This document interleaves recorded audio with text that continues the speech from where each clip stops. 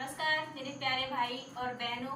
जैसा कि अपना चल रहा है जीएस में क्या चल रहा है यानी कि ज्योग्राफी के अकॉर्डिंगली अपन कौन कौन से टॉपिक कवर कर चुके हैं उसमें जैसे कि अपन ने अक्षांश और देशांतर के बारे में देखा और ब्रह्मांड के बारे में देखा। पृथ्वी किस प्रकार से घूर्णन करती है, किस प्रकार से पृथ्वी परिक्रमण करती है, किस प्रकार से दिन और रात हमारे हम देखने को मिलते हैं, किस प्रकार से कौन सा दिन बड़ा होता है, कौन सा दिन छोटा होता है। जैसा कि आपने आज 21 जून है, 21 जून को अपन ने क्या देखा, कर्क यानी कि कर्क जो रेखा है उस पर कौन सा दिन बड़ा होता है। तो कर्क रेखा पर आपने देखा 21 जून यानी कि भारत कौन सी रेखा से होकर गुजरता है, तो कर्क रेखा पर। तो आपको याद रखना है कि 21 जून का दिन जो है भारत में सबसे बड़ा माना जाता है और 22 दिसंबर का दिन भारत में सबसे छोटा माना जाता है। ये अपन ने देखा, ठीक है। इसी प्रकार से अपन ब्रह्मांड के बारे में पढ़ चुके हैं। ब्रह्मांड का भी किस प्रकार से विस्तार हो रहा है और किस प्रकार से आकाश गंगाएं वहाँ पर पाई जाती है। हमारी आकाश गंगा का नाम क्या था, तो मिल्की वे था। इस तरीके से अपन ने सारी चीजें कवर की हैं। उसके बाद अपन ने सौर मंडल देखा। सौर मंडल के अकॉर्डिंग भी अपन ने क्या, सूर्य के बारे में पूरी जानकारी मैंने आपको यहाँ पर दी है। जैसे कि आज क्या है, आज आपने देखा होगा दिन में क्या पढ़ा था, सूर्य ग्रहण पड़ा यानी कि आज अमावस्या है। हर अमावस्या को ये घटना नहीं घटित होती है, लेकिन सूर्य ग्रहण इसमें भी सूर्य का कौन सा भाग चमकता है ये भी क्वेश्चन उठ के आता है। तो ये आपने देखा होगा कोरोना, जैसा कि मैंने बताया था, सूर्य का जो कोरोना वाला पार्ट होता है वो सिर्फ सूर्य ग्रहण के टाइम पे दिखाई देता है। उसको वहां से कौन सी गैस निकलती है, तो वो एक्स रे, यहाँ से एक्स किरण जो होती है वो निकलती है, ठीक है। इसीलिए कहते हैं सूर्य ग्रहण को खाली आंखों यानी कि नग्न आंखों से नहीं देखना चाहिए, ठीक है। तो इसके बाद अपन कंटिन्यू रखते हैं जिसमें अपन को क्या पढ़ना है, ग्रह। जैसा कि ग्रह बताया था, ग्रह मतलब क्या होता है, ग्रह वो चीज मतलब ग्रह क्या होते हैं, मतलब जो खगोलीय पिंड वो क्या करते हैं, किसी भी तारे के चारों तरफ रोटेट कर रहे होते हैं उसको ग्रह कहते हैं। सिंपल सी भाषा में यही है कि ग्रह मतलब वो खगोलीय पिंड जो सूर्य के चारों तरफ घूम रहे होते हैं उसको कहते हैं अपन ग्रह। तो ग्रह में भी अपन ने किस तरीके से यानी कि 8 प्रकार के जो ग्रह अपन ने देखे हैं, तो उनके लिए भी बताया था। IAU के द्वारा क्या परिभाषा डिफाइन की गई थी, क्या बताया गया था। तो उनके पास खुद का गुरुत्वाकर्षण बल होना चाहिए, उनकी कक्षा गोलाकार होनी चाहिए, उनका जो मार्ग है यानी कि जो उनका रास्ता है वो बिल्कुल क्लीन होना चाहिए। इस तरीके से कोई भी खगोलीय पिंड या क्षुद्र जो पिंड है उसके मार्ग में नहीं आना चाहिए। इन्हें संज्ञा दी गई ग्रह के रूप में।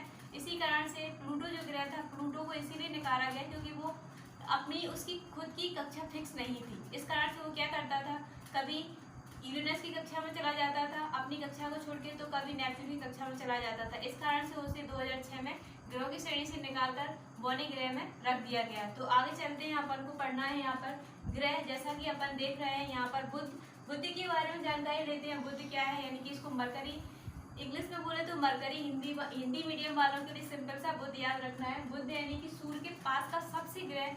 ये क्वेश्चन पूछा जाता है कि सूर्य के सबसे निकटतम ग्रह किसको बोला जाता है, तो ये हो गया अपना सूर्य के पास सबसे यानी कि बुध हो गया। इसके बाद भी सबसे छोटा यानी कि साइज के आधार पर इसको ही बोलेंगे बुध को। दूसरा सबसे गर्म अगर बात करें तो शुक्र है, लेकिन दूसरे की बात करें तो ये अपना कौन सा हो जाएगा, अपना बुध हो जाएगा। आपको लग रहा होगा कि बुध ग्रह सूर्य के बिल्कुल पास है तो इसको ज्यादा गर्म होना चाहिए, लेकिन ऐसा नहीं है। इसीलिए तो ये क्वेश्चन पूछा जाता है कि सबसे गर्म यानी कि दूसरे नंबर का, सेकंड नंबर का सबसे गर्म ग्रह कौन सा है, तो आपको याद रखना है बुध है, ठीक है। अब एक क्वेश्चन एक बार ये भी देखा गया है, क्योंकि जब प्रीवियस पेपरों को लगाते हैं ना तो पता चलता है कि क्वेश्चन किस तरीके से उठ के आते हैं। अगर आप लगाने की आदत डालोगे तो वास्तव में आपको हैबिट हो जाएगी कि इस तरीके के क्वेश्चन जो मैं यहाँ पे आपको बिल्कुल हर दिन बताती हूँ कि ये क्वेश्चन यहाँ से उठ के आया है या ये क्वेश्चन यहाँ से उठेगा। तो इसमें भी पूछा गया है कि मरकरी के नाम पर मतलब ऐसा कौन सा ग्रह है जिसका नाम उस पर पाई जाने वाली धातु के रूप में रखा गया है। तो इस यहाँ पर सबसे अधिक मात्रा में मरकरी यानी कि पारा पाया जाता है। इस कारण से इस ग्रह का नाम मरकरी भी कहा गया है। सूर्य की परिक्रमा ये कितने दिन में कर लेता है, परिक्रमा बोले या परिक्रमण बोले, तो ये किस तरीके से यानी कि 88 दिन में सूर्य के चारों तरफ घूम लेता है। परिक्रमण की थोड़ी सी डेफिनेशन आपको बता देती हूँ। परिक्रमण मतलब होता है जब कोई चीज या जब कोई ग्रह किसी दूसरे के चारों तरफ घूम रहा होता है उसको परिक्रमण बोलते हैं। अब अक्षीय गति यानी कि अक्षीय क्या होते हैं, अक्ष क्या होते हैं, अक्षीय गति क्या होती है, इसको बोलते हैं जब वो खुद अपनी ही कक्षा में घूम रहा होता है यानी अपने ही ध्रुव पर ही घूर्णन कर रहा होता है उसको बोलते हैं अक्षीय। तो ये कितने दिन में अपनी ही कक्षा में अपने ही अक्ष पे घूमता है, तो ये 58.8 दिन में ये अपने अक्ष पे घूम लेता है। इसके बाद कक्षीय गति सबसे ज्यादा होती है किसकी, तो इसमें बोलेंगे आप बुध ग्रह की। तो आपने क्या देखा, बुध के अकॉर्डिंग बुध ग्रह सबसे सबसे सूर्य के नजदीक है, दूसरा सबसे गर्म है, तीसरा इसका जो परिक्रमण काल है वो कितना है, तो आपने देखा 88 दिन में, और अक्षीय गति कितनी है, तो 58.8 दिन में, और इसका कोई भी उपग्रह नहीं है। तो ये आपको याद रखना है। चुंबकीय क्षेत्र यहाँ पर सबसे अधिक पाया जाता है, ठीक है, ये इसकी एक विशेषता है या स्पेशलिटी बोल सकते हैं, ये हो जाएगा। इसके बाद देखते हैं दूसरा अपन ने देखा है शुक्र, यानी कि शुक्र के अकॉर्डिंग अगर देखा जाए तो ये पृथ्वी के समान ही साइज यानी कि आकार के रूप में देखा जाए तो बिल्कुल सेम पृथ्वी के समान ही दिखाई देता है। दूसरा देखिए साइज के आधार पर ही इसे पृथ्वी की जुड़वा यानी कि ट्विन सिस्टर के नाम से जाना जाता है। तीसरी अगर बात करते हैं पृथ्वी का सबसे निकटतम हो जाएगा, ठीक है, इसे भोर और सांझ का तारा भी कहते हैं। अगर यूनानी भाषा में बोला जाए, जो यूनानी लोग होते हैं वो क्या बोलते हैं, भोर या सांझ के रूप में, तो हास्टेरस के नाम से जानते हैं भोर और हेस्टेरस के नाम से जानते हैं शाम का तारा। इसे भोर या सांझ का तारा क्यों कहते हैं, इसीलिए कहते हैं क्योंकि अगर सुबह जब मॉर्निंग होती है तो ये बिल्कुल पूर्व दिशा में चमकता है, और जैसे ही शाम होती है तो ये क्या करता है, पश्चिम दिशा में चमकना शुरू कर देता है, ठीक है। सबसे चमकीला, ये देखा है आपको, सबसे चमकीला और सबसे गर्म।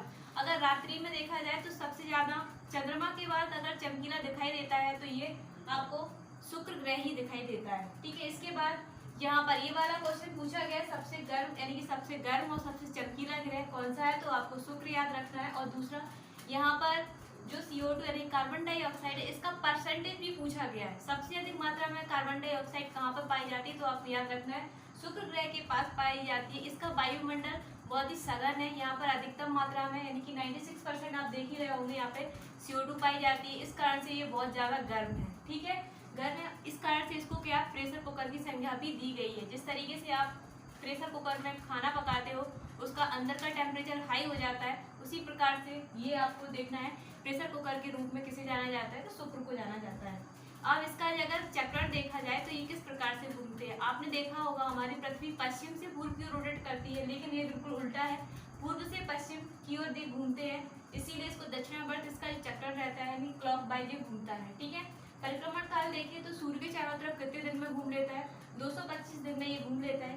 घूर्णन अवधि देखी जाए यानी कि रोटेट जो ड्यूरेशन है वो देखा जाए तो ये कितना होता है, सबसे अधिकतम यानी कि 243.7 दिन में ये अपने ही अक्ष पर घूमता है, ठीक है। इसके पास भी कोई उपग्रह नहीं है, मात्र 2 ही ग्रह हैं जिनके पास खुद का कोई उपग्रह नहीं है। इसके बाद आगे देखते हैं,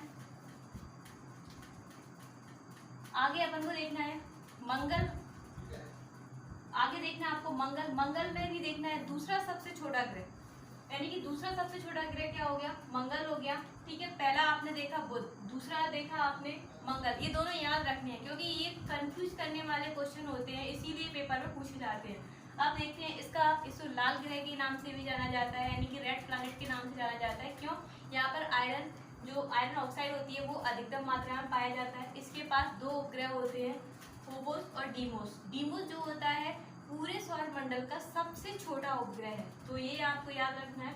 इसके बाद सौर मंडल का सबसे ऊंचा अगर पर्वत की बात करें, सबसे ऊंचा पर्वत की बात करें तो निस्क ओलंपिया, जो सौर मंडल है ना उसमें सबसे ऊंचा पर्वत निस्क ओलंपिया, सबसे बड़ा ज्वालामुखी ओलंपियस मैसी, ठीक है। इस तरीके जैसे हमारी धरती पर भी यानी कि हमारी पृथ्वी पर भी सबसे ऊंचा पर्वत पूछा जाता है, तो उसी प्रकार से यहाँ पर भी जैसे सबसे ऊंचा माउंट एवरेस्ट आता है, उसी प्रकार से सौर मंडल में भी पर्वत पाए जाते हैं। तो ये हो गया सबसे ऊंचा पर्वत निस्क ओलंपिया जो कि मंगल ग्रह पर पाया जाता है, और सबसे बड़ा ज्वालामुखी यानी कि ओलिम्पियस मैसी, ठीक है ये।